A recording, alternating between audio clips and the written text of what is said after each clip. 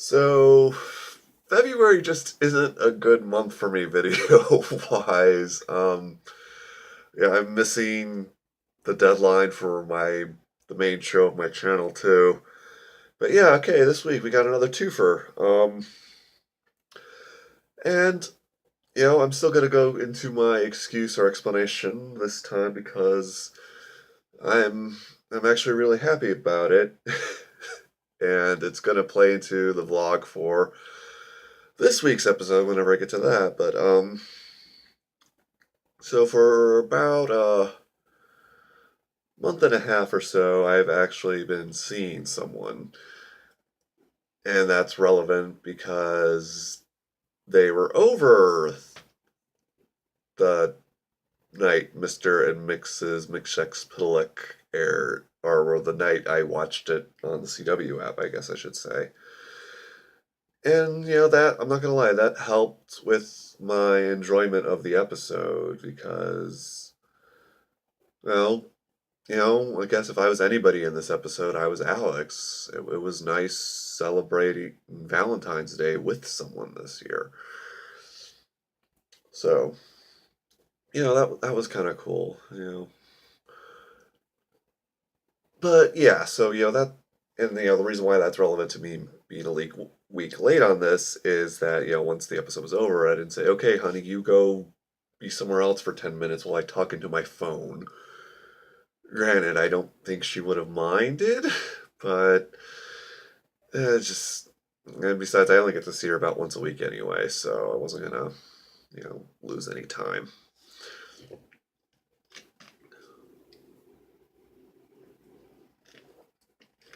But yeah, aside from that, this was a really fantastic episode, which I'm going to go ahead and say that was because it was co-written by Sterling Gates, who is another really big factor of why I love Supergirl as much as I do.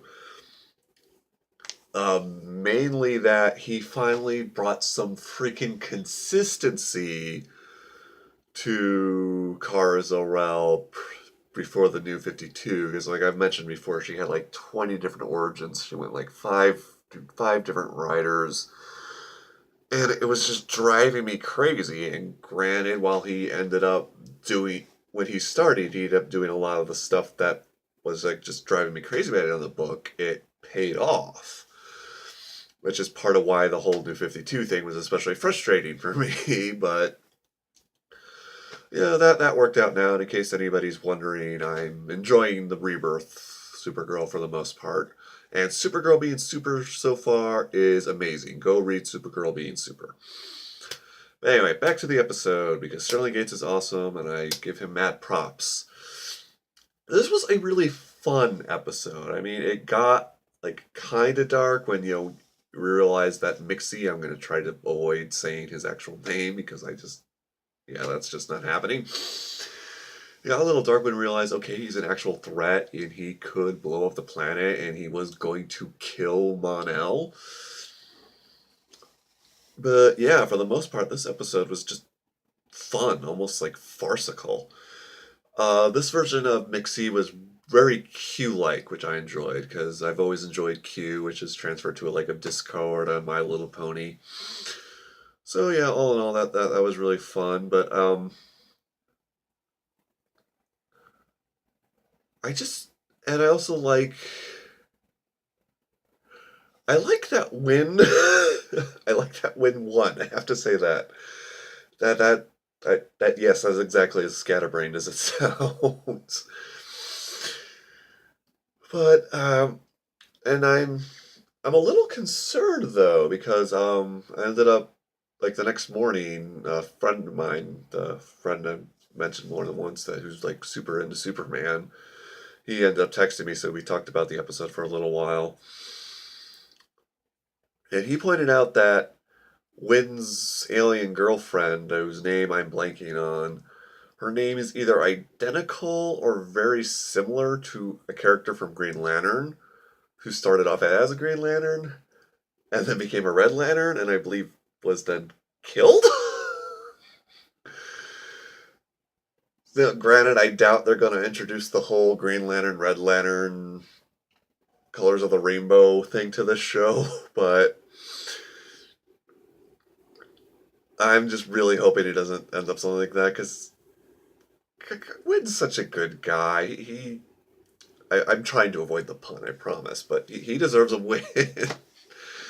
Ideally, my preference would still be him and Kara together, because if I'm going to ship any of the in show couples, that's what I'm trying to say, it's going to be Kara and Wynn. But that said, I still really like Mon-El and Kara together. They do play off each other really well, and a lot of this comes from the fact that Mon-El is trying. He wants to be a better person, if for nothing else than for Kara. And, we'll get more into that in the next vlog.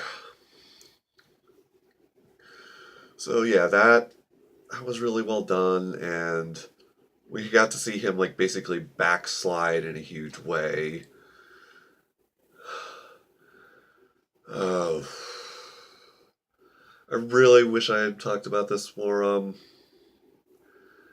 relevant now, because I'm just blanking on a lot of what I want to talk about. Aside from just saying the episode was really good. Oh, Maggie and Alex. This was the Valentine's thing we apparently were promised. That, apparently the CW got mixed up, because, why wouldn't the Valentine's episode be on the day before Valentine's instead of the week after? But, I don't know, it worked, and I liked seeing more of Maggie's backstory. It was well acted, and I don't fault her for lying to Alex, because, yeah, she was already terrified of being rejected by her family. If she had heard that, she might have just wigged out and been further in denial. So, yeah, I don't blame it, and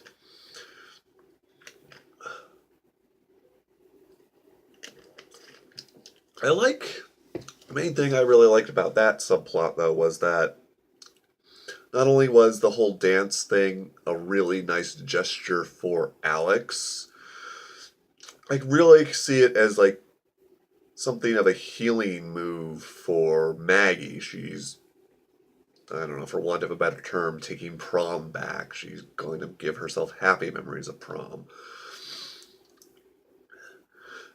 And, okay, this, I don't remember if I was initially going to talk about this, but it popped into my head now. I want more Kara and Maggie interactions. I mean, they were for 5 seconds, but it was really cool. One could argue that Kara might have been a little harsh, but she didn't know Maggie's side of it. And, Maggie did need to hear it. I mean, she did need to know how that affected Alex. So, yeah, all like I said, I really related to Alex, and I'm going to relate to both Alex and Kara a lot in the next episode vlog. And for now, though, I will just say that it was, I am so glad that for the most part this was a light, fun episode, because what this week ended up being. Oh, okay.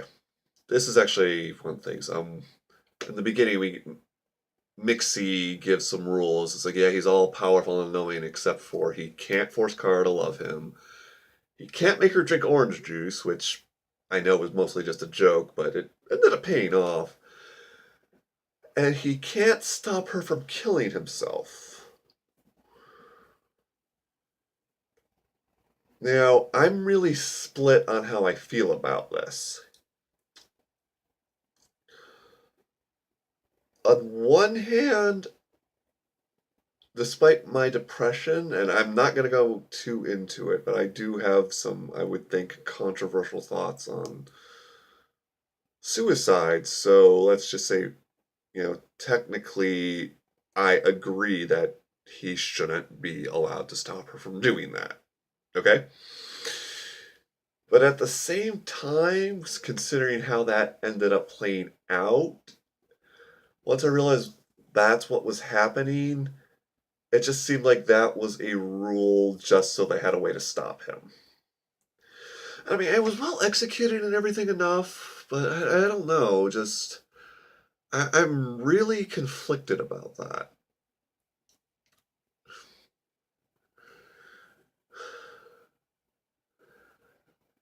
So I don't know, but that said, the way Kara defeated him was brilliant, and I love that when she swooped into the fortress, she was chugging some orange juice just to give him the you know read between the lines there.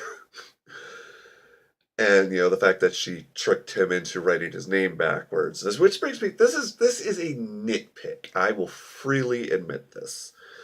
Okay, so we get the beginning, when John talks about he's sending to a Valentine to Ms. Martian on Mars. And he talks about how, since Martians are a psychic people, to write something down is to truly say it. Since to make it permanent like that is like especially important in Martian culture, because the whole psychic thing.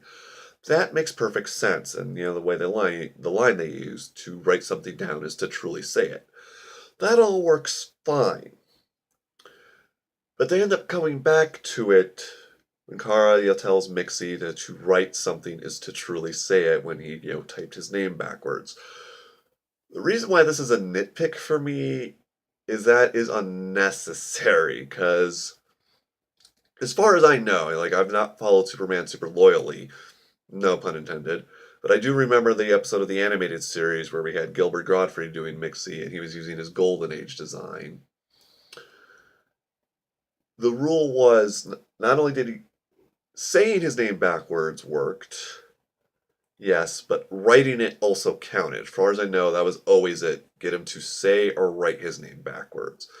So the fact that they had to put that little asterisk there, since he wrote it, he truly said it. Now, the reason I'm just trying not to let that bug me too much is I get, because Mon-El flat out said, say your name backwards. He didn't say your right name backwards. And for him to add or write in that scene, in that moment, would have been really clunky. Excuse me. So I get that they probably felt that was necessary for, because these shows, I imagine, have a lot of people who are watching it who've never read a comic book in their life. And that's fine. That's part of the reason why I appreciate these so much, is it's bringing these characters to such a wide audience. So I guess, it felt unnecessary to me, but at the end of the day, it still worked within universe. It's not like it threw me out, like the "you can't stop me from committing suicide" sort of took me out of the episode. But yeah, for the most part, this was a really fun episode. I really enjoyed Mixie. I love seeing him in the Superman costume. I loved his duel with Mon-El. I loved all the roses and everything. Yeah, this was a really fun episode, which ended up being a really good thing. And I'll get to that in a minute.